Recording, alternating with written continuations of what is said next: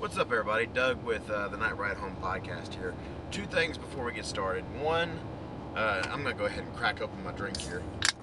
Got me one of those white gummy bear rains.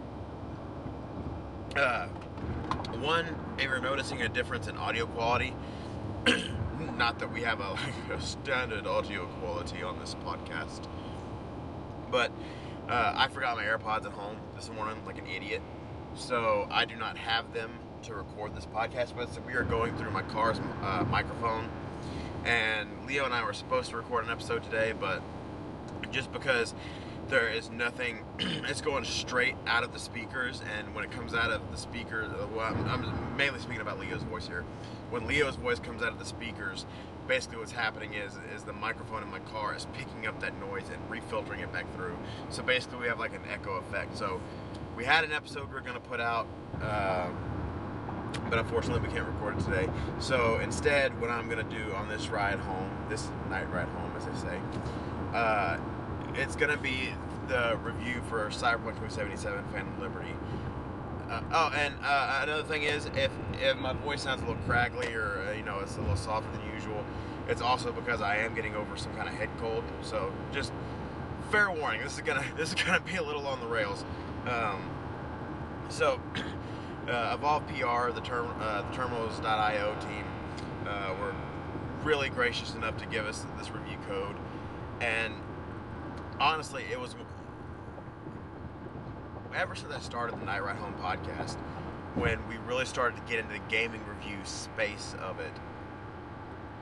When I did Here We Are Gaming, we requested video game codes all the time, and we didn't get approved for any of them. As a matter of fact, I say we didn't get approved for any of them. Not that long ago, I went back and I looked at the Here We Are Gaming emails, just for giggles, just to see what was in there. And there was one code that we had gotten approved for, but I mean, obviously the request had timed out. But just the fact that we're getting all these different game codes it speaks volumes to it just makes me feel like we're finally getting somewhere. And as a matter of fact, at the time of this recording, I just published our written review of the Fabulous Fear Machine. And also, oh, by the way, the written review for Phantom Liberty is already up. If you're listening to this, it's already up on the website. But I just published my written review for the Fabulous Fear Machine, which is a great horror-themed RTS game that is, if you like stuff like Plague Inc., stuff like that, if you like a comic book art style, like a Pulp Fiction comic, this game is absolutely up your alley. But yeah, and then Leo's got a game, excuse me, I can't remember the name off the top of my head. I'm going to have to get with him. But it's basically like an I Spy game in game form. So both of those reviews are going to be in a podcast together. I think when you hear this episode, I think the episode with those two reviews is going to be the episode after that. And then we also have a Halloween-themed episode that we're going to record, and that's going to release on the actual day of Halloween. And I think we're going to do some stuff for Steam Next Fest, because I've been seeing a lot of stuff about the demos, and a lot of them look really good. But anyway, going back to what we're here for today. Cyberpunk, Phantom Liberty.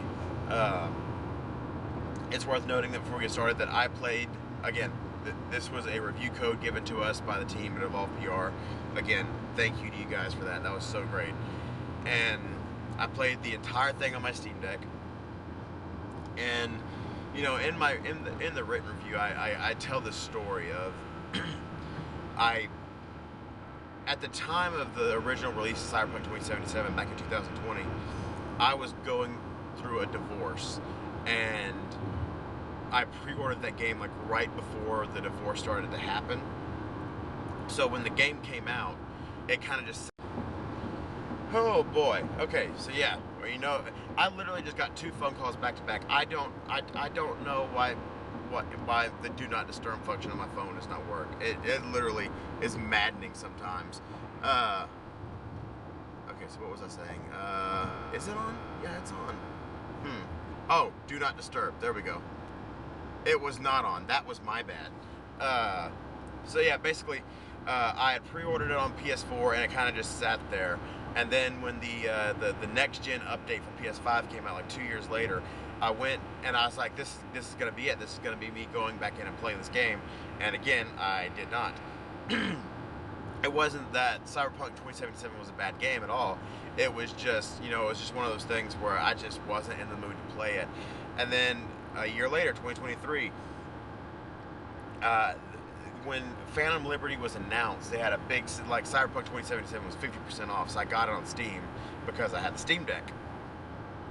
Again, I tried it for the second time and it just didn't really click then. And I don't know if it's just because I was in like gung-ho, I'm gonna play Phantom Liberty when this came out, but this was the time when I booted it up on my Steam Deck that I was just ready to play, and this game hit on all cylinders. And it actually worked out in like a weird kind of just right kind of thing, where there is basically how Phantom Liberty starts off is you have to get to a certain point in the campaign before you can start Phantom Liberty. And I had gotten my character just to that point when I tried it on Steam Deck earlier this year, and I kind of stopped there. So when I loaded up my game, I could have started with my my same character, but I heard a lot about all the changes in the 2.0 update. So what I did was I just started a new character, and you have an option to just start where basically you like, I want to start a new character, but I want my new character to start where Phantom Liberty would start, basically. And honestly, if you're new to Cyberpunk,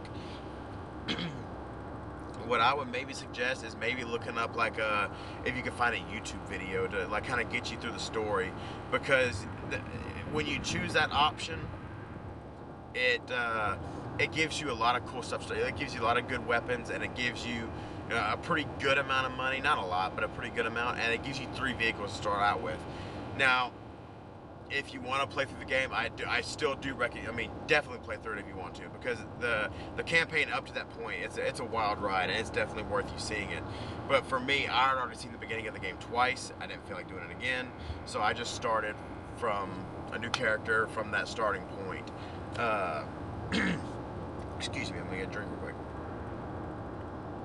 quick. That's good. Now, so honestly, from the get-go, you when you load into that first save, you basically get a quest marker. You go to it, and you're introduced into the new area of Dogtown after like a little section where you can't just walk through the doors because there's security, so you gotta go sneaking around. And I'm trying not to spoil anything, but there's a part where you have to get to a downed airplane. Once you get there, this campaign is a rocket ship that does not let go of you until it's over. That's not to say that it's a breakneck pace the whole way through. What I'm saying is, like, not that the beginning's kind of boring, but it's just a bunch of platforming stuff, and it didn't really grab me. But when I got to the airplane section, I mean, it was just boom, boom, boom. These things are happening. And even when like the pace is kind of like dialed back a little bit, and you're doing like slower stuff, like there's like some infiltration missions where the beginnings are a little slow, but I mean it's tense. There's some slow burns, but it's just the campaign in Phantom Liberty is, the pacing is expert level. I mean it's just really good. As far as the performances, the performances and the story in Phantom Liberty, it's something that I really like. I don't want to describe any characters, but I mean, obviously, you probably know about Idris Elba, and you probably know about the face of Phantom Liberty, who is Songbird. Those two characters are some of the best performances in video games this year. And I mean, this is a year that we've had Baldur's Gate. Baldur's Gate 3 with some fantastic performances. And not to throw any shade at another big RPG that's out right now, but I kind of stopped playing that big RPG, and the RPGs in that game kind of just felt like I was talking to mannequins, and going over to this game, it feels like you're having actual conversations with other real people. I mean, just the performances and all of these cutscenes are just fantastic, and it just feels real. And the updates that they've done, not just to the Phantom Liberty, but you talk about how the game plays. I feel like the game played a lot better than it did the last time I tried to play it. The skill tree system is leagues upon leagues better. It's more simplified. It's easier to navigate. I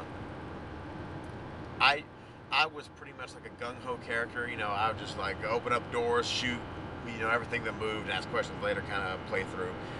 And I didn't really mess with any of the hacking things. But you've got different skill points. You've got the I think it's attribute points, perk points, and then the relic points. And the perk points go into the different skill trees to get better skills. The attributes rank up your actual skill trees, and then the relic points give you these cool little abilities. Like my favorite was the cloak ability, where you can. I mean, it's not for very long, but excuse me. There were a few missions where you kind of had to be a little stealthy. So if I had to like cross a hallway or something, I'd click that cloak on and then go across the hall and then it'd go off. So just a lot of really cool stuff there. What's another thing? I'm blanking. Shoot, I don't know what I was saying. But we can go ahead and go into some of the other aspects of it, like Dogtown. I wasn't a big fan of Dogtown. It was fine for what it was, but when I play open world games like this, I like to be able to. Okay, the best way I can describe it is the rest of Cyberpunk 2077 feels like GTA 5, and this place feels like something out of like a Fallout game, because you can technically drive vehicles in Dogtown. There's not a lot of roads in Dogtown though, and the ones if you're getting behind a vehicle in Dogtown, you're probably only going to go you're probably going to drive for less than a minute. So excuse me. Sorry, like I said, getting over a cold. Basically, Dogtown's fine, but I don't like it as much as Night City. That being said, when you take into account all the performances, all of the nuance to the campaign and how it just feels like beat after beat after beat after beat, it doesn't feel like there's any kind of fluff in there. Even there's a section where it's basically like, hey, I need to do this, so while we're doing this, you need to go out and do some of your own things. You can skip most of those sections by just like going into the menu and waiting, kind of like you do in Elder Scrolls. And even the ones where you actually have to do missions, like there's a part where this guy's like, hey, I need some reputations, I need you to go do these jobs for me. Like, those missions were all good. So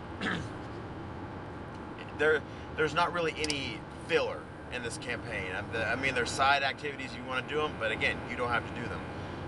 All of the campaign missions were fun. I didn't really have a stinker in there. And the ending, there's I'm pretty sure, like, I looked in I looked it up after I was finished, and there are 4 different endings that you can get. And basically, my ending did not get the new ending of the base campaign. There's a new ending to the base campaign if you make the right choices, and I did not. And the way my campaign ended is basically just drops you back into the main game. It's like, all right, go back and do whatever you're doing. But if you make the right decisions, then you get to go straight to the end, I think. So that's just something to kind of keep your eyes on. And if you do play this and you just want the new ending of the base game, then what I would do if I were you is I would, whenever it, because the game pretty much tells you when things are about to kick off. When you get to that point, I would recommend just pulling up Google and figuring out what you need to do to get to the ending you want. And I think that's pretty much it. So yeah, Phantom Liberty is a great game. It's $29.99, I believe. If you already have Cyberpunk 2077, this is a great deal. Not only is it one of the best campaigns of 2023, I mean, I would put the campaign of Phantom Liberty up with some of the best RPG campaigns that I've played recently, and it's kind of brief. But even after you finish that campaign, you've still got Cyberpunk 2.0, which, I mean, the game plays a lot better than you remember if you haven't played in a while. So check it out.